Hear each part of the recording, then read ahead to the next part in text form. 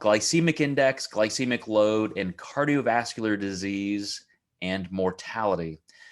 So we have talked a lot about carbohydrates here, obviously, and a lot of the controversies between carbs versus fat in a diet. If you're going to reduce calories, where from will you get your best benefit?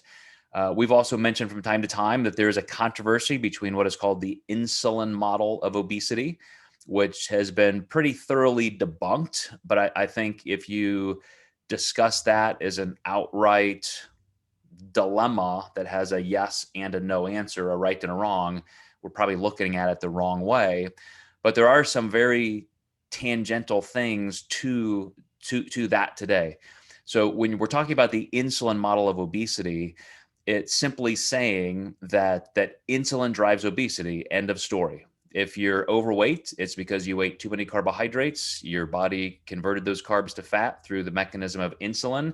And therefore, that's why America has a 70% obesity rate. And even just through some of the studies we've reviewed together in the last couple of months, you should know, especially through Kevin Hall, the director of nutrition research at the NIH, that that's absolutely incorrect. It's overall calories more than anything. And if you're comparing carbs to fat, the more carbs you have in your diet, meaning more insulin over time, and the less fat, then that's actually better for obesity markers. That's actually better than being overweight. So they've done studies to show these people had more circulating insulin over time than these people, and the people with more insulin actually lost more body fat. Again, because it's looking at total calories and the fact that fat intake has more to do with obesity and even diabetes than carbohydrates. But again, if we looked at just that and made a conclusion, oh, okay, well, now they're right, I'm going to switch teams and I vote for these people, they seem to have the better research, you would still be wrong, because there are some things we have to consider when it comes to the glycemic index and glycemic load and total carbohydrates. So keep those two things in mind. This is not a dichotomy of one thing is right and one thing is wrong. But this particular study looked at some things uniquely, and I'm going to point out toward the end of the study that they did that intentionally. You know, that this is an answer to other studies, as a lot of research is, because research is an ongoing conversation. As soon as somebody has a hypothesis and they're testing it and they're making some dogmatic statements that, you know, hey, this is what we found. We did this research. Here are our conclusions. Well, now other people will come in and say, okay, let's either just repeat that study and see if it was, you know, replicatable, or I have a hypothesis that disagrees with that, and I think your methodology wasn't that great, and so I'm going to repeat the study a different way and see if it confirms it or you know, does not confirm your findings. And so it all starts with one person, with one study, one hypothesis. And then if it's worthwhile, if it's a topic that's of interest, you're going to see that thing just mushroom out to massive, massive amounts of studies. And then you end up having to have meta-analysis studies where researchers will come in and say, okay, now I've looked at all of those studies on that topic, and I selected them for these criteria reasons. And now I'm going to, just through my analysis of all of their analyses, I'm going to tell you what's right and wrong. And so we just keep going, you know, orbit after orbit after orbit of analyzing different factors with research until we can draw some pretty significant conclusions. And this was a big piece in that. This was not a meta-analysis. This was actually a survey that was in the New England Journal of Medicine just last month. So a ton, I mean, a list of just dozens and dozens and dozens of researchers were involved in this study. And that's possible because it's a survey study. It's not like they're in a lab saying, okay, we're going to do this. We're going to inject these rodents or primates or people with this, and then we're going to see what happens. Or we're going to give them this particular diet, and then we're going to check all these blood markers. That kind of experimental study obviously has value. You can check, you know, here's what we did. Here's what immediately we could analyze. Here was data that we were given. A survey study is something like this.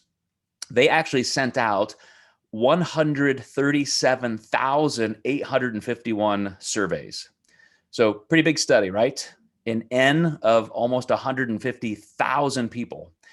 But here's the whole premise. So let me go back to the title one more time, so you can kind of anchor in on this. Glycemic index, which is how simple or complex a carbohydrate source is, like a single carbohydrate source. We're going to compare a potato to rice, to a Twinkie, to oatmeal, to an apple, to broccoli. We're going to compare all of these carb sources. And the glycemic index is on this range of, it was supposed to be 0 to 100. And I think they had to go higher because they found that things are actually more simple than just like table sugar, as they thought when they created this decades and decades ago. So, you can get some things in the glycemic index range of 140, 150, I think. So the higher the glycemic index value, the sugarier it is, the more simple it is. So something like a baked potato, processed white flour, those would be very high glycemic carbohydrates. Something very low glycemic, like salad or broccoli or something, that means there's very little sugar in it as just a usable form. So there's more fiber to it. It's more complex. Obviously, something like even oatmeal, if you're comparing cereal, you could take oatmeal and compare it to, something else over here that's very simple. So that's the glycemic index. Glycemic load is the actual amount. So now you're looking at the quantity of that food. How much of a load does it take to create a blood sugar response with a certain food? So they were looking at that. Again, this is not a carbs versus fat study. This is not, hitting on ketogenic dieting or anything like that. They simply wanted to see, does the quality of your carbohydrate, does a higher sugar diet increase your risk of death due to cardiovascular disease? Will it cause more strokes and heart attacks and so forth? So we know just being obese does that. We know higher saturated fat diets and so forth do that. But there was still this controversy. Does a carbohydrate source have any direct impact on these mortality outcomes due to cardiovascular disease? So this was their opening statement. This is why they wanted to even create this study. Most data regarding the association between the glycemic index and cardiovascular disease comes from high-income Western populations, with little information from non-Western countries with low or middle incomes. To fill this gap, data are needed from large geographically diverse populations. So that was the gap they saw in the literature. Everything that they saw in terms of somebody's diet and analyzing, does a higher carbohydrate, higher sugar diet create a condition for cardiovascular disease? They said, well, these are all just rich white people from Connecticut. That's all that's ever been studied on this stuff. And it just doesn't tell us what's happening in Africa, what's happening in Asia, what's happening in these places where they may have, completely different food sources. So one of the things that they were trying to look at is truly the glycemic index. Maybe a culture over there, they don't have potato chips or white flour tortillas or something, but they have other sources of food, maybe even natural whole food that just happens to be very high glycemic. So that's one of the things they wanted to test. They said, look, we've done a literature review, everything we can. We just don't see anybody even testing that. So here's what they did. They sent out 138,000 surveys, and the people were between 35 and 70 years old on 5 continents. And they did a follow-up survey 9.5 years later. They said on average, with this many people, it takes a little time to get those surveys back and so forth. But the average return survey was almost 10 years later. So they start out studying these people, and they asked them with this questionnaire, which was really well done. So Kevin Brunacini and I are embarking on a study sponsored by University of Auckland, so where Carissa is over in New Zealand. And we're looking at some things to do with nutrition coaching. And the particular study model that we are using is a survey model just like this. It's not experimental. Kevin, me, Dr. Helms, nobody's doing experimental stuff. We have graduate students who are going to construct a survey, and we're going to start analyzing some things inside the nutrition coaching industry. So when you do a survey study, there are strengths and weaknesses. The weakness is, again, we're not epidemiologically or experimentally saying, okay, here are the experiment conditions. This is what we did, and this is what happened. You're sending out questionnaires for people to answer. So your questionnaire has to be deft. I mean, it has to be fantastically worded. You have to make sure you're not creating any bias in the way you ask questions or even in the questions that you ask. And so look at how they created this, which I really, really like. They actually use country-specific and region-specific foods. So in doing this, they wanted to make sure that everybody throughout 5 different continents, all kinds of different countries and regions and ethnic groups, they were asking about the foods they would actually be eating. And so that was important. They divided up the food groups between all of, they did something like, I'll find it here in a minute, but they did 28 different surveys because of the different regions and geographies, looking at the same information, but being specific to ethnic groups, cultures, regions, and so forth. And so in doing so, in creating 28 different surveys, they ended up having over 32,000 different carb sources that they were analyzing. And they would do this survey by saying, okay, out of all of these foods, it may have been a list of, 200 foods per that particular region. How often do you eat these? And it would be like one of those grids, every day or a couple times a week or, once in a while or, all the way to the other end of the scale, never, I don't eat that food. And so they were trying to quantify how much of each person in the survey is consuming in a higher glycemic food category. They actually divided the glycemic index into 7 categories because it would be a big data nightmare to just compare like one single food group out of 32,000 food groups or 32,000 individual items. So they took them in blocks, everything that's maybe under 40 on the glycemic index, and then, 40 to 70, and then 70 to 90, something like that. They're doing a titrated model. So in this study, 10 years later, when they did the follow-up with almost 140,000 people, there had been close to 9,000 deaths. So about 9,000 people had died, just passed away.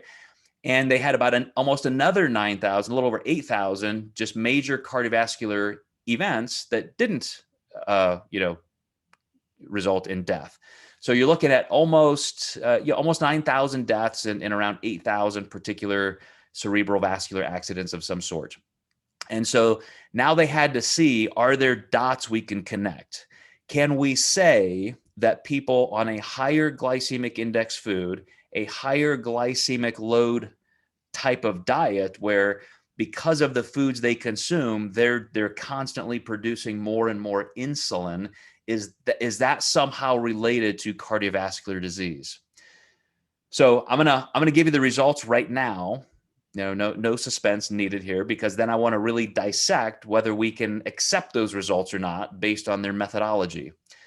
So one of the things they did was, and this is way easier to do now, with statistical software out there where you can just plug in the data and then you manipulate it. I don't know if anybody here has been, around people who do research and so forth. It's so much easier now because of like I said, the kind of software that you can manipulate things and try these things. So one of the things they did was they would compare across the board. So they had 7 different categories. They would compare one category to the next, like in different groups. Like this person died of a heart attack, or all of the people who died of heart attacks, all the people who didn't die of heart attacks, or who just had heart attacks or strokes or something. Who was in a high glycemic group and who was not? How many of those people were actually eating low glycemic foods? And they would even compare the highest category of high glycemic foods to the lowest category. And they would, compare those to the center point. There were all of these different analytics they did, which I won't go completely into now, but I want to bring up the fact that they did this well. They looked at every single thing they can, because statistically, you have to come up with a confidence interval. That's something that when other researchers look at this and you're potentially trying to get peer reviewed and published in a magazine, it has to be a super, super well done study, because other editors and scientists who look at these review boards, this is the kind of analysis they're going to do. Otherwise, they're going to look at it and say, well, you didn't verify anything. That was just a piece of shit, stupid study, not even worth your time. And no, we're not going to publish it. So it'll never get seen. It will never get debated. There will never be any citations, to it. And this group, again, New England Journal of Medicine, dozens and dozens of researchers, they really did a great job with a 95% confidence interval, meaning they tested their data so many different ways that there is a 95% chance that what they tested for is what they found. So even before you can say they found that there was no correlation or that there was a correlation, either one of those, whatever their findings, they did such good analytical work that there's a 95% chance that it's correct. So going right off the bat, it's a high confidence variable. That's, you want to get to 95%. Some can get all the way up to 99%. But that should give you a lot of validity in this. So here's what they actually found. We found that a high glycemic index diet was associated with an increased risk of major cardiovascular event or death, to the points of, with participants who had pre-existing cardiovascular disease, and those who didn't. So out of those almost 140,000 people, some of them already had pre-existing heart issues, some of them didn't. So of those who had pre-existing, there was a 1.51% greater chance of them having a cardiovascular accident or incident. So that means about 51% greater likelihood. So if you have a high glycemic diet, you have a 50% greater chance, if you already have an existing heart issue, to develop that.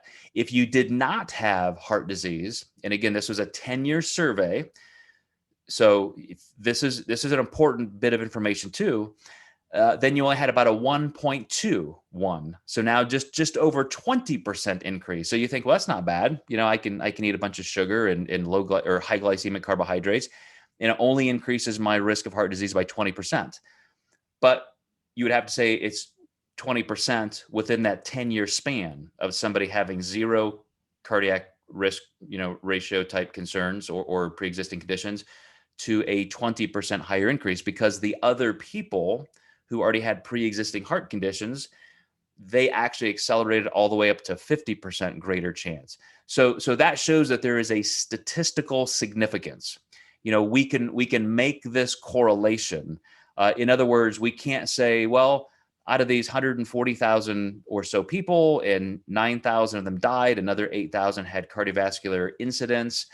Maybe it was because they happened to like the Boston Red Sox, and that's why. You can't just pull something out of the air and say that there was something completely unrelated because they had such a statistically high confidence interval. But that's important, because I'm going to make the assertion that it's not necessarily the carbohydrates, because they didn't analyze every single part of their diet. Let me ask you one question.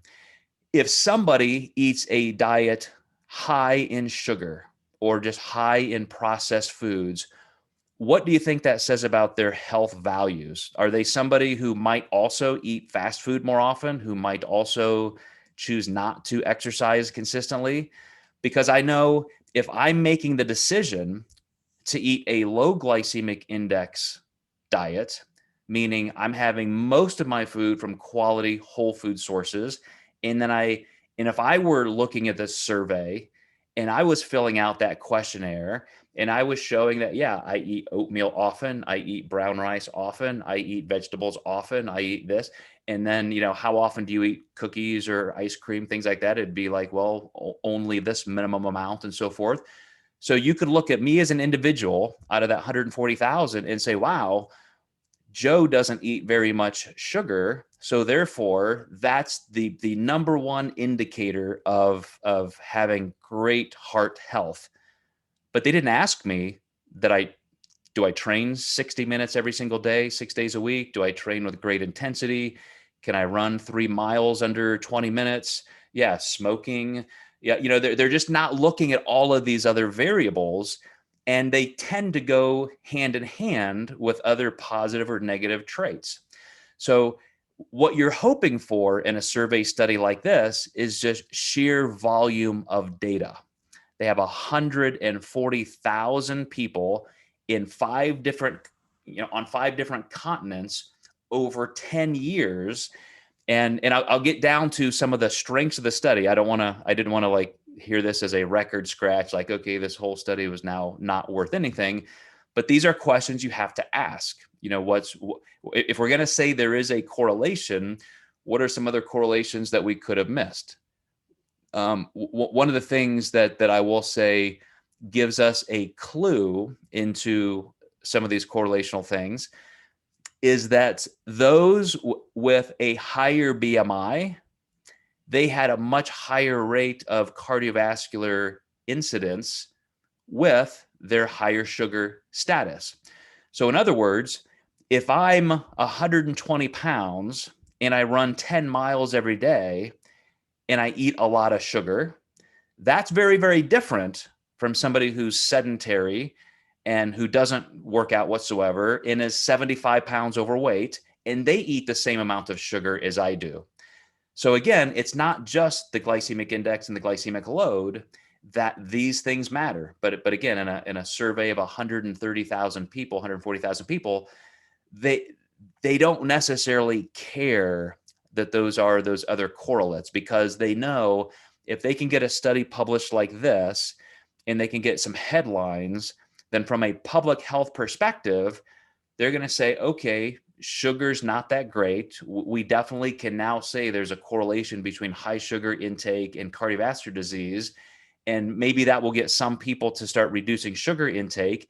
And we know with billions of people on the planet, that has immediate impact in health. That will absolutely bring some of those cases down. And it will also probably affect other behavior, because like I said, if I'm making the effort to reduce sugar and processed food, I'm probably doing some other things better in my life as well. So let me get a couple more of these details that I wanted to point out to you. Not sure if you really care about the particular countries, but they did want to divide this up because everything that had been studied before had been in pretty affluent societies. So they chose 4 high-income countries, 11 middle-income countries, and then 5 lower-income countries to do these tests. So I already mentioned that there were 28 different versions of the questionnaire, and let's see, in each particular questionnaire for each society, there was anywhere between 98 and 220 actual food items listed. And let me get down to their final conclusion remarks, and then we'll talk about some other things here. So in comparing the highest versus lowest quintiles, those 7 groups of the glycemic index in a fully adjusted model, we observe a positive association with the primary composite outcome in all 3 groups, including among participants with no pre-existing cardiovascular disease. So I mentioned that. So people with pre-existing, people without pre-existing, and then in the total population. Similar associations were seen in cardiovascular death, major cardiovascular events, and stroke. The glycemic index was also associated with the risk of death from any cause of non-cardiovascular disease, so things like diabetes and so forth that they could lump in there. The association between the glycemic index and primary composite outcome was significantly stronger among participants with a higher BMI, as I mentioned. So that shows just an almost linear correlation. So the heavier somebody was, the higher their BMI, those people were higher and higher in both their obesity levels and in the amount of sugar they reported eating. So a survey study like this really shows directional trends. Like I said, don't consider this as necessarily the same as an experimental model where we can say we're gonna make you eat sugar and then we're gonna test what that does to your blood sugar levels, or we can even test like gene expression. If you remember a few weeks ago, we talked about how when you have more time between meals, more fasting time in between your feeding times, you end up having less gene expression for cancers and things like that that you may otherwise express. Those genes could be turned on, but when you eat fewer times a day, you have less of those genetic triggering events. So again, because of just systemic inflammation and so forth. And so what they're finding here is, yes, when you're heavier, you have a higher incidence of these cardiovascular events, but it's also a direct line. Your heavy status, your obesity level correlates to the amount of high glycemic foods you eat, the ratio to your other foods, and then also to those cardiovascular events. So sometimes a lab study is good to show that direct cause and effect relationship. Sometimes it takes a survey study to do this, because you can't have somebody eat something high glycemic and then wait for 15 minutes and say, oh, they didn't have a heart attack, so move on to the next subject. This must not cause heart disease. You're not going to find that out in 15 minutes or 2 weeks or an 8-week study. So that's where these survey studies really, really come in. Are you familiar with the ongoing Harvard study on happiness? I think they're in their like 50th year or 60th year. They started doing these surveys with Harvard graduates, and they just wanted to see what makes a person happy. And so they waited I think like maybe every 10 or 20 years, they send a survey out. And so some of these people are now 70, 80, 90 years old. They took this survey when they were 22, and then they see, what's their level of happiness. I mean, it's tens of thousands of people now in this study, and they're looking at different life events and times of life. And they made this dramatic conclusion a couple years ago that the single number one greatest thing that predicts how happy somebody will be is how many close personal relationships they have. If you don't have any friends, you're the least happy person on the planet. The more super close, trusted, inner circle friends you have and relationships that are positive in your life, that indicates your happiness level way more than money, way more than status, way more than career, way more than anything else. They could not do that study in a lab, right? Like they can't just put somebody in a chair, do an analysis of them and so forth. You have to conclude those things over that kind of a long time span. That's the value of a survey study like this. You get to actually ask people some questions, and you have to be good at sifting through the subjective components of that. And there are still some things to learn from those subjective elements, because we're asking people about their own perceptions, and that has value, in terms of something like that Harvard study. So this again can give you something that an experimental study cannot. One of the things that they wanted to conclude, or in their findings look for, is, are there actual cultural differences? And this is a bit of a unique nuance. There was not very much variation, but they did find that the countries like China that have had the most recent turns toward a processed, high glycemic Western type diet, they actually fared the worst. So we know it takes a long time for genetics to change, but we also know that the top layer of genetics, which is epigenetics, can change very rapidly. So you take these cultures that maybe just 30, 40 years ago, almost everybody in their country was still eating, whole food, low glycemic, just things. Then 20, 30, 40 years ago, now they're full of McDonald's and Starbucks and everything else like every other country. And so now they have this similar type of Western diet, because it was so new to some of those people that the health trauma was actually greater. So they had worse impact with higher glycemic foods. They weren't as resilient. So I guess the take home message is that we have to work really hard at being unhealthy, and then that helps us be healthier, unhealthy people. But one final thing here, I have one thing that's highlighted in a way that I want you to see this as kind of the key of the whole thing. This isn't it quite yet. As expected, this is what they said, a higher glycemic index diet was associated with an increased risk of adverse effects among the participants with a higher BMI. I mentioned that persons with a high BMI are at an increased risk for diabetes, cardiovascular disease, and certain cancers. Yeah, I think that's all kind of, we could have expected that. That's already been well documented. But here's what I want you to really center on.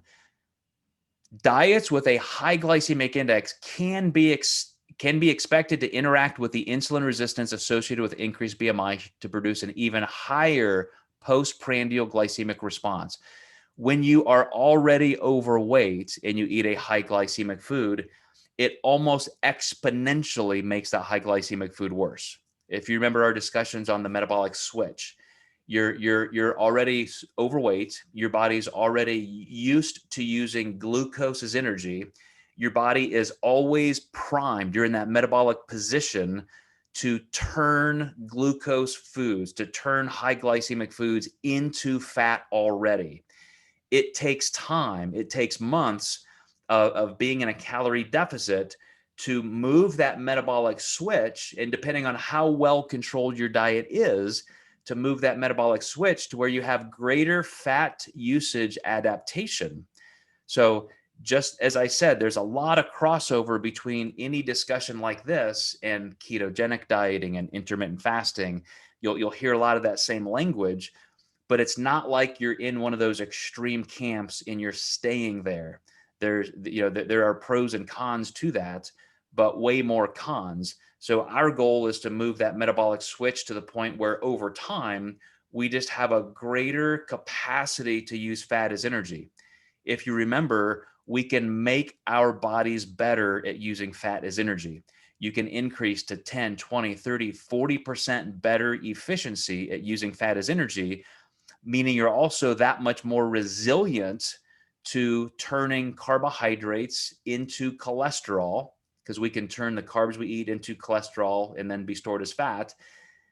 People who are already overweight and not active just have a massively exponential internal physiological ability or efficiency at turning those carbs into fat. So that's where it becomes even worse. That's where you start to see an acceleration. If we can say that on average, out of almost 138,000 people, there's a 1.5% chance or a 50% greater or cardiovascular disease rate with higher glycemic foods, then you would see it go like this. Here's for the average person, and then it scales up. Think of it like COVID.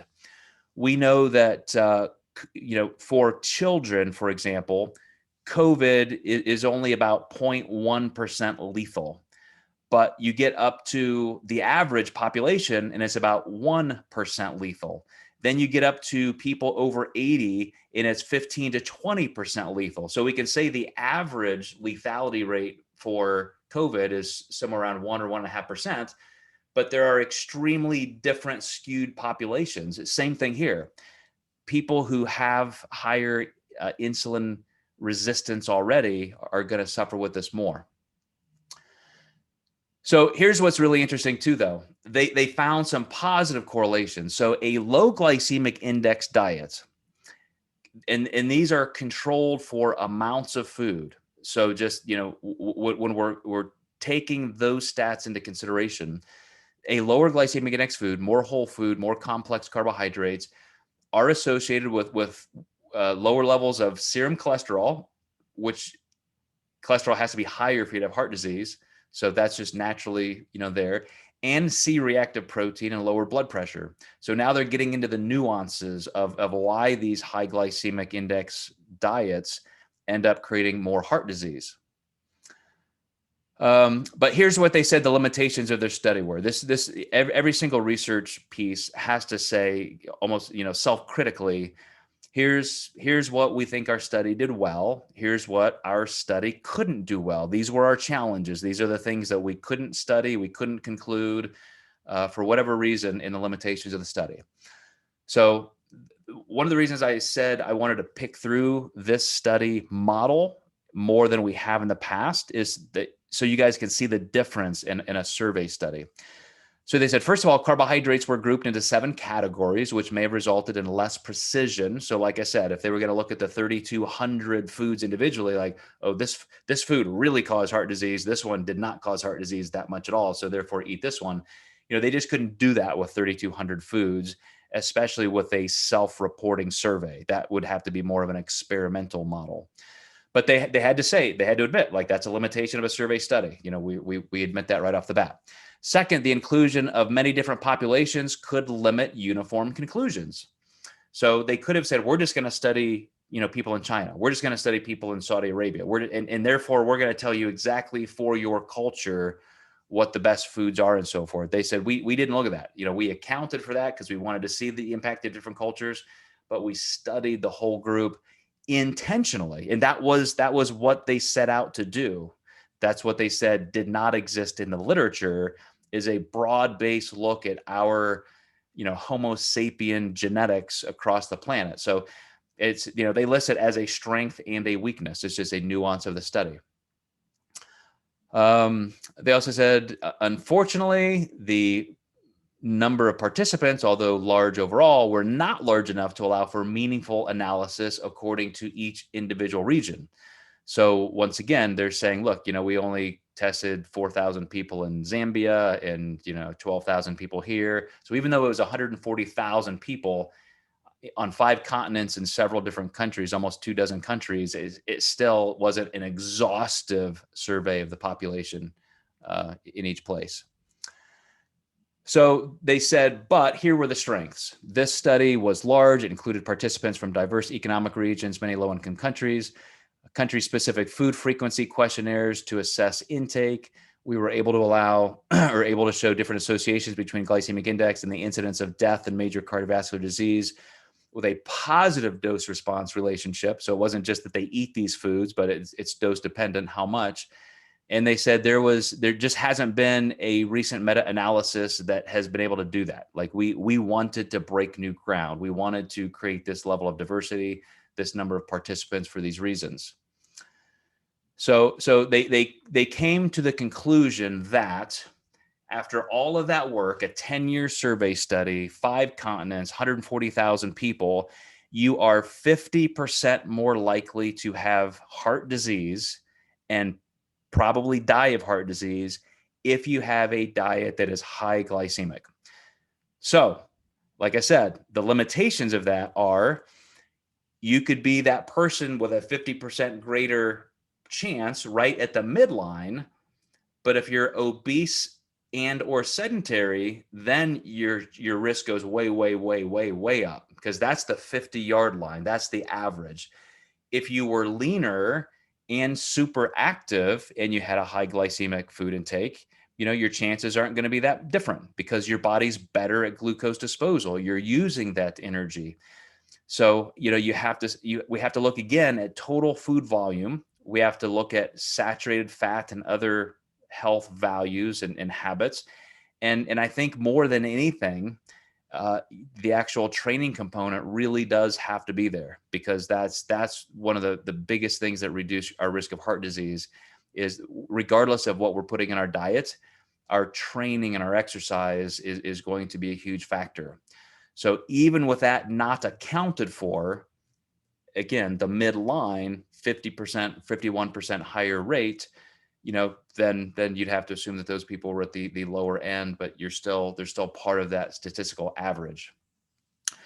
So here's one of the things I also want to throw out at you as just a comparison, and then I'll be done. This being a survey analysis, looking for correlations, there are tons of studies you can look up. Does sugar negatively impact immune response? If we make all of these fruit flies or rats or people or primates or kids or adults or name your test subject group, if we give them sugar, high sugar dose, make them have 50 grams of sugar right now through a Gatorade or something else, what happens to the mobility of their white blood cells, their ability to destroy virus or pathogens. You can look at those things, and we know that there are massive negative correlations with a high sugar diet to things that we could associate with longevity, like empirically, evidentially right there in a lab. But it takes a long-term survey study like this to show that people are actually dying because of that correlation. We can show the negative impact in you right now physiologically, but does that actually mean something long-term?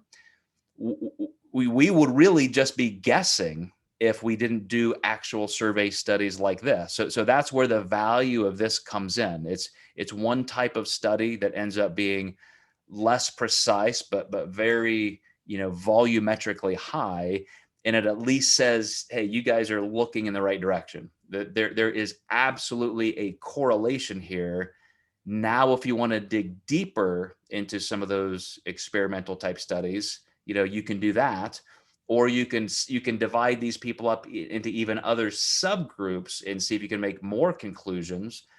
But that's the entire kind of background of where a survey study would fit in. And I thought this particular study, being very, very current, would be useful in showing that at least we know that there is a correlation. Eat a high sugar diet, and you're going to have a 50% increased chance of heart disease.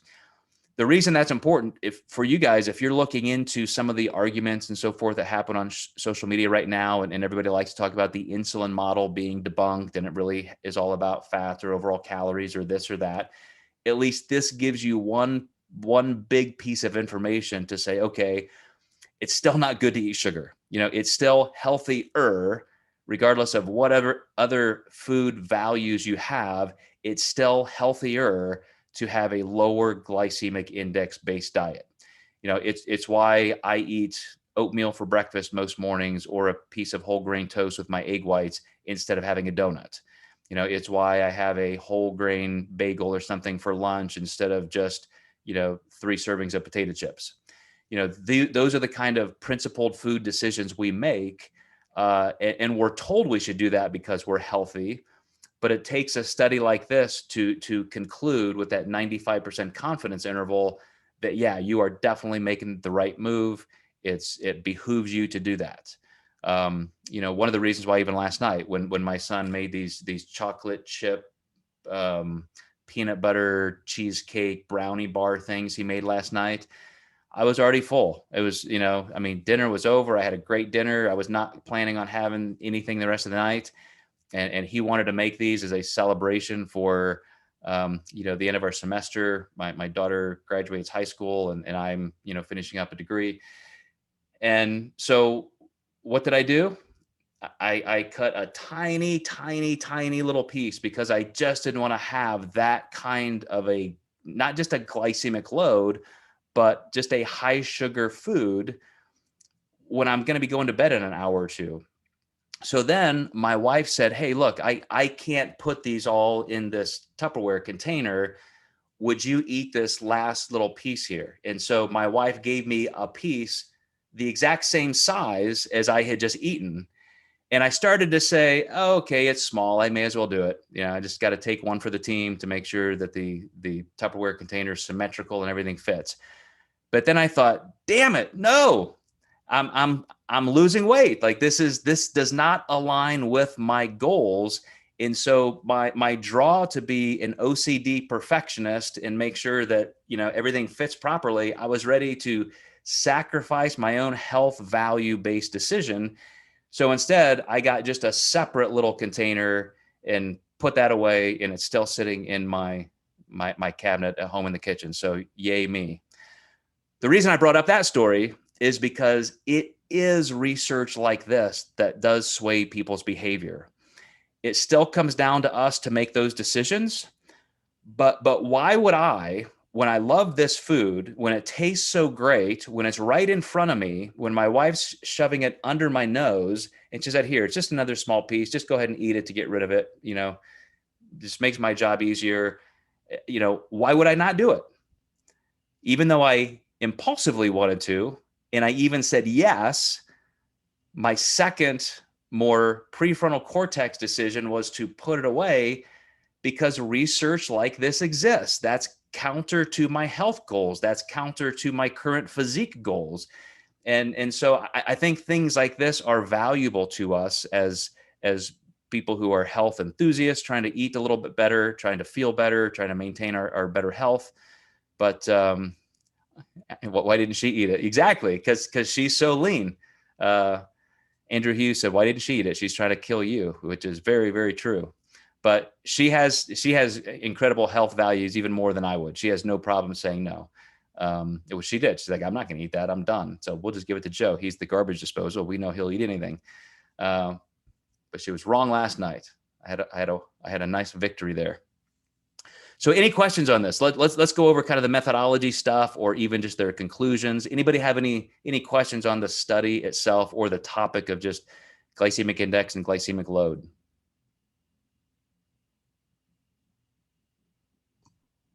Jerry, you mentioned that the scale for glycemic index was 0 to 100 at one point, and then they found foods that got the scale up to 140. What are those that are like high fructose corn syrup? What are those kinds of? Exactly. What's the 140? What they originally surmised when they created the scale, and I think they should have just probably redone it, but I guess it was already too deep in the literature. But they just set table sugar as 100. Like that sugar is sugar. Like there's nothing worse than pure sugar in their minds at that time. But then they thought, wait a second, that's a disaccharide. There are two different, I think it's sucrose and galactose make up table sugar. And then they found that there are actual, sugar sources or carb sources that give you a higher glycemic response, that make your blood sugar go up even faster. So glycemic index is the response you get in blood sugar elevation. And they just thought table sugar couldn't get any more than that. But they were wrong. And so as they were doing more and more testing, they found things like just like white flour, like a process, like a white slice of bread, or white potato, because there's actually just more glucose. That's a monosaccharide. And so that's why those sources that are even more simple than table sugar just kind of filled in that other side of the glycemic index. I'll have to look that up, look up what if they have a table of what everything is. But yeah, thanks. Mm-hmm. Table sugars, glucose, and fructose. That's right, fructose. Right. Yeah. And I actually use like 2 polysaccharides there. I knew I'd be wrong. And Tracy asked, what about protein paired with carbs? Absolutely. So that's something that they didn't even talk about here, Tracy. They just, in a survey model like this, they're just looking at which of these foods do you consume and in what amounts. And so, a pro and a con, a limitation and a strength of this study is that they just wanted to keep it simple for the surveyees, and say, how much of these foods you eat, how often, et cetera. We know through actual experimental research that when you consume protein with those carbs, it does blunt the glycemic index, because now you're slowing down the digestion. And so that would be factored in, out of the 138,000 people surveyed, we're assuming some meals are eaten with protein and some are not. So I think that kind of comes out in the wash, in that you're still looking at a 50% or 51% increased risk. But at the same time, what you're describing is another way you could mitigate that risk yourself. And so, I mean, you're exactly right. Yeah, I think most of us do it the same anyway. Like you probably have some feedings once in a while that don't involve protein. Like if I go get a Nature's Valley granola bar, that's primarily oats, and so that's just carbohydrates. But probably 3, 4, 5 meals a day for somebody in your position as a competitive athlete, bodybuilder, you're definitely eating enough protein to mitigate that. That's probably what your wife should have thrown out when she had that cookie, that she should have just said, eat some protein with it, you'll be fine. Yeah, as long as you eat this brownie with a meatball or a chicken breast, it's like nothing. You can do it. It's perfectly healthy then. Fine, you're fine. Yeah, good stuff. Any other questions, guys? Sir, I wanted to ask that many of the fatty people, like, what type of leptin hormone disbalance they experience? Like, do they tend to eat more, or do they tend to eat less? So this particular study did not look at that. If somebody's eating higher glycemic foods, would that actually increase their hunger leptin levels to eat more? But I will say that there was the correlation that people who ate higher glycemic index foods were heavier. And so they, on this entire continuum of 138,000 people, those who ate more high glycemic foods were heavier, more obese, and they had higher cardiovascular issues. So again, with that 95% confidence interval, we can say that those are related, that they eat more high glycemic foods, therefore they are more obese, therefore they are having more cardiovascular incidents, except that this study did not experimentally prove that. Like that if I just sit down and I eat a simple carbohydrate, does that make me eat more later? There are actual studies out there that show that. I mean, experimental studies, with kids, with other people in metabolic wards, like when we give them this food and then we let them eat whatever they want, people who eat more, higher amounts of high glycemic foods, they eat more in general. So that has been proven. It just wasn't necessarily a function of this particular study. But it's a really, really good point. I know, sir, that is not related to the study, but I had this doubt that if a person gains too much of fat, so it's obvious his leptin hormone will disbalance, uh, according to what I have read. But is there any thumb of rule that if a person will get fat, his leptin hormone will either ask him to eat too much, or his appetite will reduce? Yeah. That was my question. Oh, yeah. Yes. Because of the sensitivity to these hormones. Absolutely. So just like insulin, when we're consuming such a high carbohydrate or high glycemic load or high glycemic index based diet, we have so much insulin coursing through our bodies that our receptor sites just start ignoring it. And that's how we become type 2 and type 1 diabetic. And the same thing very much does happen with leptin and ghrelin with obesity, in that, physiologically and psychologically, we just, we feel more hunger, we feel less satisfied with the food, and therefore we eat more. That's 100% true. And that goes all the way down to what we talked about a couple of weeks ago with different forms of calorie deficits and different, time restricted eating and fasting windows, that counterintuitively, when you eat less frequently during the day, you end up with a lot less hunger because you have more sensitivity to things like that, things like leptin. So, like, fat produces leptin hormone, and if there is excess of fat, can we say that due to excess of leptin hormone production, our appetite reduces because the leptin tells us to stop eating? Uh, Well, I'm not sure that an increase of, are you saying dietary fat increases leptin or increased amount of stored body fat? Stored body fat. Okay. So that's what you would traditionally think, is that when body fat cells are being fuller and expanded with more lipids, that then the change in leptin levels cause your body to say, hey, we don't have to be hungry. You're not starving. We got plenty. Yeah. And that becomes a miscue. I mean, two things happen. We can just psychologically ignore that behaviorally. Like I have many clients who have been overweight, and they say, I'm never hungry. I don't eat when I'm hungry. I just eat all the freaking time. Like I don't even know if I've ever been hungry, because I always eat before I'm hungry.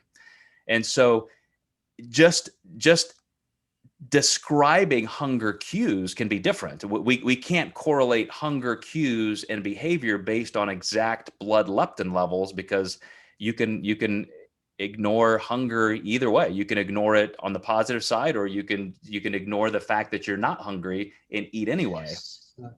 So it's complicated that we don't have a conclusion like whether leptin hormone causes us to eat more or stop eating when we have the excess fat.